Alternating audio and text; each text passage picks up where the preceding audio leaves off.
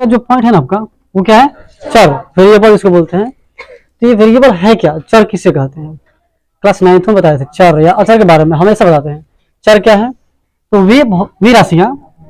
वे राशियां जिसका मान निश्चित नहीं होता है, वे राशियां जिसका मान निश्चित नहीं होता है अर्थात बदलता रहता है, चर राशियां कहलाती है। एग्जांपल के तौर पे बात करें तो एक्स वाई जेड इत्यादि माने और भी ए टू जेड, हाँ ए से जेड तक। तो कहने का मतलब क्या है, या अल्फा बीटा गामा और बहुत सारी चीजें आ सकती हैं। एक्स वाई जेड का मान हमेशा बदलता है, कभी 1 आता है कभी 2 आता है। हम लोग जब भी मैथ में इसको हल करते हैं तो इसका मान हमेशा बदलते रहता है। क्या फिक्स थोड़ी है कि हमेशा इसका मान जब लीजिएगा तो एक ही लीजिएगा, ये फिक्स नहीं है। तो ये फिक्स नहीं है यानी इसका मतलब क्या, ये बदलता रहता है, ठीक है। तो अगर आपसे कोई पूछे कि चर क्या है तो क्या बोलिएगा, वे राशियां जिसका मान निश्चित नहीं होता है अर्थात बदलता रहता है, क्या कहती है, चर राशियां कहलाती है। एग्जाम्पल के तौर पर आप बता सकते हैं, ठीक है। चर तो जान गए, अब जानेंगे अचर राशियां क्या है। तो वे राशियां जिसका मान निश्चित होता है। अच्छा, निश्चित मतलब एकदम फिक्स रहेगा। अच्छा, कभी 4 कहीं लिखा होगा तो क्या 4 का 5 लिख सकते हैं, क्यों, 4 रहेगा, कभी उसको 5 नहीं लिख सकते हैं। तो क्या है, ये फिक्स है, फिक्स माने निश्चित, डेफिनिट। तो जो नहीं बदलता हो, जो अचर हो, अरे जो नहीं बदलेगा वो क्या कराएगा, अचर कराएगा, और जो बदलेगा क्या कराएगा, चर कराएगा। एग्जाम्पल तो 1 2 3 4 बहुत सारी संख्या है, डॉट डॉट। तो चर समझ आ गया, अचर समझ आ गया। अब हम लोग अगला टॉपिक क्या है, बीजीय व्यंजक। तो चर तथा अचर के गुणनफल से बीजीय व्यंजक बनता है। जैसे 5x3, अच्छा मान लीजिए यहाँ पे क्या लिखे हैं 5x3, ठीक है। 5x3 को हम तो ऐसे लिखते हैं 5 इंटू एक्स गुणे एक्स ऐसे लिखते हैं ना। हुआ क्या है, x में x यानी कि 3x में जब गुणा करेंगे x तो हमें क्या मिलने वाला है, x3 3x, x गुणेंगे तो x3 मिलने वाला है। और हमारे पास पहले से क्या है 5 है। तो समझिएगा, अगर आपसे बात करें ये जो x3 है ये आपका चर है कि अचर है, हाँ ये आपका क्या है, चर। और 5 की बात करें तो 5 क्या है, अचर है ना। तो समझ आ गया ना। तो ये हमें जो बीजीय व्यंजक प्राप्त हुआ है 5 में x3 से गुणा हुआ है, तो 5 अचर है, x3 क्या है, चर है। तो इन दोनों में गुणा हुआ है तभी ना 5x3 हुआ है। इसका मतलब क्या है कि जब भी अगर आप कोई बीजीय व्यंजक लिख रहे होंगे इसका मतलब कि उसमें चर और अचर का गुणा हो रहा होगा, ठीक है। तो चर तथा अचर के गुणनफल से क्या बनता है, बीजीय व्यंजक बनता है। जैसे 5x3, यहाँ पे क्या है 2x + 1।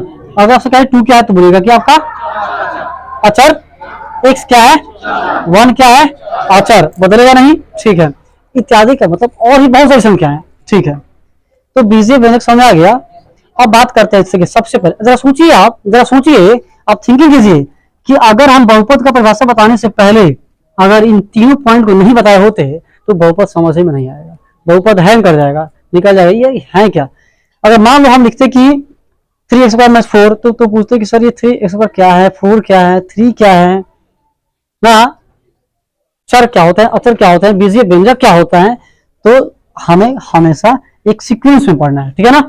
तो बहुपद क्या है, अब समझ आएगा कि वह बीजीय व्यंजक जिसमें चर का घात क्या हो, एक पूर्ण संख्या हो। पूर्ण संख्या पढ़ा चुके हैं, पूर्ण संख्या गिनती की संख्या में अगर 0 को शामिल कर दें तो क्या बन जाएगा, पूर्ण संख्या बन जाएगा। और पूर्ण संख्या की शुरुआत हमेशा 0 से होती है, 0 1 2 3 4 डॉट इन्फिनिटी।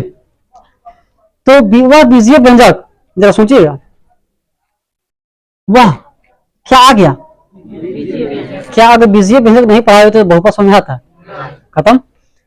जिसमें चर, देखिए तो अब कोई सवाल नहीं करेगा सर चर क्या है, पढ़ा चुके समझा चुके। जिसमें चर का घात एक पूर्ण संख्या हो, कोई नहीं पूछेगा सर पूर्ण संख्या क्या है, क्योंकि पढ़ा चुके हैं। एक भी चीज छोड़ेंगे नहीं, आपको ध्यान देना है केवल बहुपद कराता। जैसे मतलब वह बीजीय व्यंजक जिसमें चर का घात एक पूर्ण संख्या होना चाहिए, उसे हम क्या कहेंगे, बीजीय बहुपद कहेंगे। अच्छा, यहाँ पे एग्जाम्पल ये है 3x² - 4। तो आप सोचिएगा सर तो बोले हैं कि चर को ढूंढना है ना कि अचर को, आपको अचर नहीं ढूंढना है, चर ढूंढना है। तो 3x² - 4 में चर कहाँ है, दिख रहा है आपको, x। तो चर का पावर हमें देखना है, हाँ बोला चर का घात माने पावर, घात माने तो पावर को ढूंढ रहा है, तो पावर कितना है और 2 क्या है, पूर्ण संख्या है, तो इसलिए यह बहुपद है। ठीक है, यहां पे देखिए तो कितना होगा 2x³ माइनस 3 स्क्वायर, यहाँ पे भी x है, इसका पावर कितना है, यहां भी x है, इसका पावर कुछ नहीं तो क्या है, 1 है, तो ये 3 2 1, यहाँ पे 1 है, तो क्या 1 को हम ऐसे लिख सकते हैं, क्या लिख सकते हैं, तो यहां भी क्या 0 आ गया, तो 0 1 2 3 पूर्ण संख्या नहीं है ना, तो इसलिए इसी कारण से यह क्या है, बहुपद है।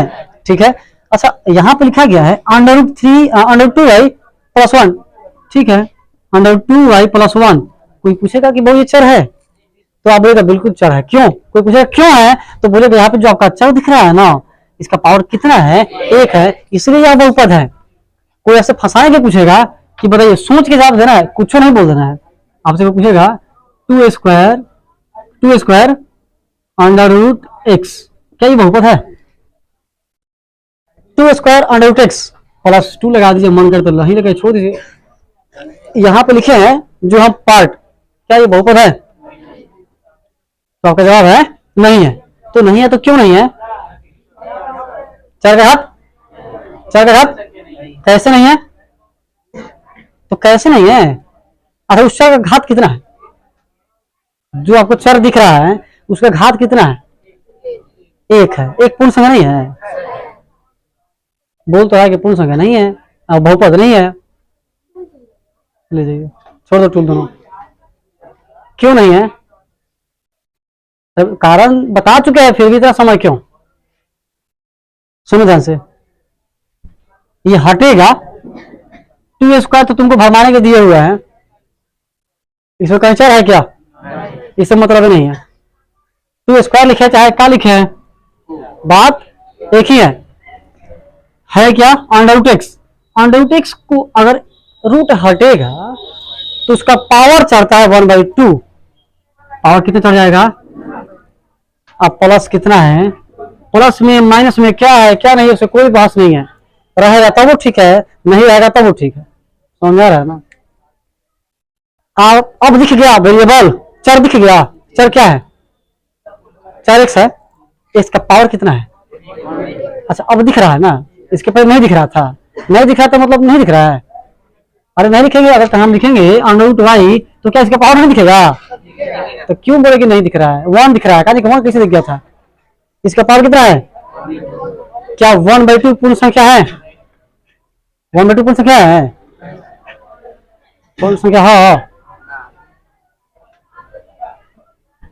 पूर्ण संख्या 1/2 पूर्ण संख्या है, पूर्ण संख्या है, कितना जोर समझ आ रहा है इधर से, ये सबको स्पेशल पाते हैं और आप लोग को अलग पाते हैं, सबको समझ पाते हैं, तो ये पूर्ण संख्या नहीं है, क्योंकि पूर्ण संख्या पूरा पूरा होता है भाई, 0 1 2 3 4, ये तो बटन है 1/2, ये पूर्ण संख्या नहीं है, और यही कारण है कि यह बहुपद नहीं है, समझा गया। अब देखो बहुपद का घात किसे कहते हैं, वह बीजीय व्यंजक, बीजीय व्यंजक में चर के अधिकतम घात को बहुपद का क्या कहते हैं, घात, चर के अधिकतम घात को बहुपद का घात कहेंगे। कोई पूछे आपसे बहुपद घात किसे कहते हैं या बहुपद घात क्या है, तो आपका बोलेगा कि बीजीय व्यंजक में चर के अधिकतम घात को बहुपद क्या कहते हैं, बीजीय व्यंजक में चर के अधिकतम घात, किसका घात, चर का अधिकतम घात को क्या कहते हैं, बहुपद का घात कहते हैं। जैसे यहाँ पे एक बहुपद है, सबसे पहले आपको डिफाइन करना है कि क्या ये बहुपद है, ये बहुपद है, इसका पावर 2 है, इसका पावर 1 है, यहाँ पे x नहीं है तो फिर भी क्या हुआ 0 है, और 0 1 2 3 जो भी है ये पूर्ण संख्या होता है, और यही कारण है कि यह बहुपद है। अब जब बहुपद है तब बात आगे करेंगे। अब क्वेश्चन है कि इसमें बहुपद घात क्या होगा, तो चर के अधिकतम घात, यहाँ भी चर है, सुनो बहु ठीक है, यहाँ भी चर है, यहाँ भी चर है, यहाँ भी चर है, और सबसे अधिक पावर कहाँ है वो, तो अधिकतम घात को, चर के अधिकतम घात को बहुपद का क्या कहते हैं, घात कहते हैं। तो बहुपद कितना होगा, कोई दिक्कत, ये भी बहुपद है, इसमें अधिकतम कितना होगा, यहाँ पे कितना होगा, यहाँ पे कितना होगा, यहाँ पे कितना होगा, वेरी गुड, आ गया तो